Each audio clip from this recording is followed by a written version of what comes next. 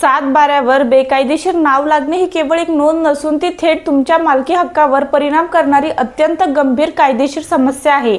कारण 7/12 उतारा Maharashtra land record हा दस्तऐवज महाराष्ट्रात जमीन मालकीचा प्राथमिक आणि सर्वाधिक वापरला जाणारा पुरावा आहे।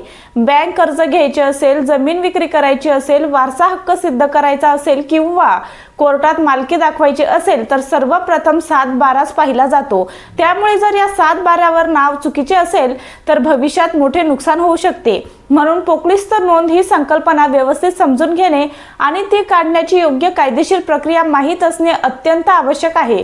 पोकलिस्त नोंद म्हणजे अशी नोंद जी कोणत्याही वैध कागदपत्राशिवाय किंवा चुकीच्या अपूर्ण किंवा बनावट कागदपत्रांच्या आधारे महसूल नोंदीत केली गेली असते।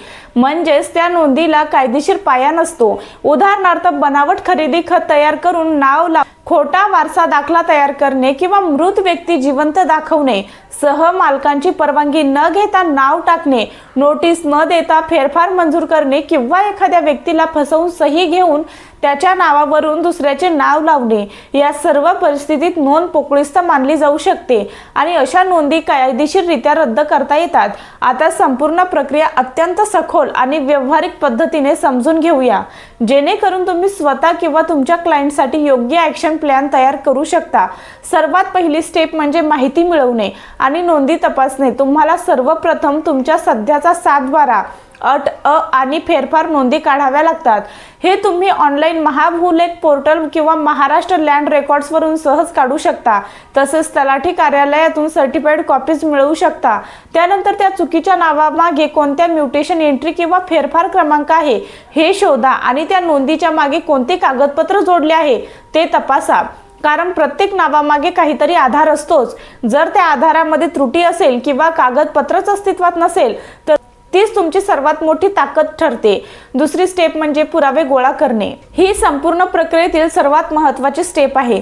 तुमच्याकडे जुने 7/12 वारसा दाखले, खरेदी खत, partition deed, family settlement deed, न्यायालयाचे आदेश, करारनामे, तसंच वीज बिल, पाणी बिल, कर पावत्या यासारखे सपोर्टिंग डॉक्युमेंट्स असतील तर ते सर्व व्यवस्थित गोळा करा। तसेच शक्य असल्यास किंवा ग्रामपंचायत दाखले घ्या, कारण महसूल अधिकारी कागदपत्रांवरच विश्वास ठेवतात। तिसरी स्टेप म्हणजे योग्य प्राधिकरण निवडणे आणि लेखी अर्ज करणे। सर्वसाधारणपणे लोक तलाठी ऑफिस महाराष्ट्राकडे जातात, पण प्रत्यक्षात पोकलिस्त नोंद रद्द करण्याचा अधिकार तहसीलदार ऑफिस महाराष्ट्राकडे अधिक प्रभावीपणे असतो। त्यामुळे थेट तहसीलदाराकडे अर्ज करणे हा सर्वात योग्य आणि जलद मार्ग ठरतो। अर्जामध्ये सर्व तपशील स्पष्टपणे लिहा, जसे की गट नंबर, सर्वे नंबर, चुकीच्या नावाचा तपशील, संबंधित फेरफार क्रमांक आणि ती नोंद पोकलिस्त का आहे याची कारणे। तसेच सर्व पुरावे जोडणे अत्यंत आवश्यक आहे। चौथी स्टेप म्हणजे नोटीस आणि चौकशी प्रक्रिया। अर्ज दाखल झाल्यानंतर संबंधित अधिकारी दोन्ही पक्षांना नोटीस पाठवतात आणि सुनावणी घेतात। यावेळी तुम्ही किंवा तुमचा वकील उपस्थित राहून स्पष्ट युक्तिवाद करणे आवश्यक आहे। समोरच्या व्यक्तीकडे वैध कागदपत्र नसल्यास किंवा त्यांचे कागदपत्र बनावट असल्याचे सिद्ध झाल्यास अधिकारी ती नोंद रद्द करतात आणि 7/12वरून नाव काढले जाते। आता पाचवी स्टेप म्हणजे आदेशांची अंमलबजावणी। आदेश मिळाल्यानंतर प्रत्यक्ष 7/12वर बदल झाला आहे का हे तपासणे अत्यंत महत्त्वाचे आहे, कारण अनेक वेळा आदेश असूनही नोंद अपडेट होत नाही। त्यामुळे तलाठी कार्यालयात फॉलो अप करणे आवश्यक आहे। आता 6वी स्टेप म्हणजे अपील प्रक्रिया। जर तहसीलदार पातळीवर न्याय मिळाला नाही तर तुम्ही सब डिव्हिजनल ऑफिसर रेव्हेन्यू महाराष्ट्र आणि त्यानंतर डिस्ट्रिक्ट कलेक्टर ऑफिस महाराष्ट्राकडे अपील करू शकता। 7वी स्टेप म्हणजे न्यायालयीन उपाय। जर प्रकरण मालकी हक्कावर आधारित वादात बदलले असेल तर महसूल अधिकारी अंतिम निर्णय देऊ शकत नाही। अशा वेळी तुम्हाला सिव्हिल कोर्ट इंडियामध्ये जाऊन डिक्लेरेशन सूट आणि इंजेक्शन मागावा लागतो। न्यायालयाचा निर्णय अंतिम असतो। आता 8वी स्टेप म्हणजे फौजदारी कारवाई। जर फसवणूक झाली असेल तर तुम्ही Indian Pinal code IPC 420 cheating law, तसेच 465, 467, 468, 471 अंतर्गत गुन्हा दाखल करू शकता। आता सर्वात सोपी पद्धत समजून घ्या। जर नोंद पूर्णपणे पोकलिस्त असेल तर थेट तहसीलदाराकडे अर्ज करून ती रद्द करणे हा सर्वात जलद मार्ग आहे, पण जर मालकी वाद असेल तर कोर्ट एकमेव मार्ग आहे। आता ॲडव्हान्स स्ट्रॅटर्जी समजून घ्या। म्युटेशन एंट्री झाल्यानंतर सर्टिफाईड कॉपी घ्या, RTI वापरून फाईल मागवा, SMS अलर्ट सुरू ठेवा। दर 3 ते 6 महिन्यांनी 7 सातबारा तपासा, व्यवहार करताना टायटल सर्च करा, 20 ते 30 वर्षांचा इतिहास तपासा, कधीही रिकाम्या कागदावर सही करू नका, कोणालाही ओरिजिनल कागद देऊ नका आणि प्रत्येक व्यवहार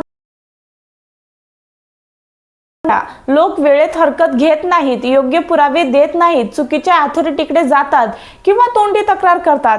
या चुका टाळल्या तर केस जिंकणे सोपे होते. समजून घ्या, महसूल अधिकारी फक्त नोंदी तपासतात, मालकी ठरवत नाहीत. त्यामुळे जर डिस्प्यूट असेल तर वेळ वाया न घालवता कोर्टात तसेच इंजंक्शन मिळवणे अत्यंत महत्त्वाचे आहे, कारण त्यामुळे समोरचा व्यक्ती जमीन विकू शकत नाही. आता फायनल पॉवरफुल बघा. समजून घ्या, 7/12वरचे बेकायदेशीर नाव काढणे अवघड नाही, पण योग्य नॉलेज, योग्य टायमिंग आणि योग्य लीगल स्ट्रॅटर्जी आवश्यक आहे. 3 गोल्डन रूल्स लक्षात ठेवा: स्ट्रॉंग डॉक्युमेंट्स, प्रॉपर ॲप्लिकेशन आणि कंटिन्युअस फॉलोअप. जर हे 3 तुमच्याकडे असतील तर कोणतीही पोकळीस्त नोंद तुम्ही सहज काढू शकता आणि तुमचा मालकी हक्क सुरक्षित ठेवू शकता. अन्यथा छोटा प्रश्न मोठ्या कोर्ट केसमध्ये बदलतो. त्यामुळे जागरूक राहा आणि वेळेत योग्य कारवाई करा. हीच खरी जमीन सुरक्षित ठेवण्याची किल्ली आहे. धन्यवाद. जय हिंद, जय महाराष्ट्र.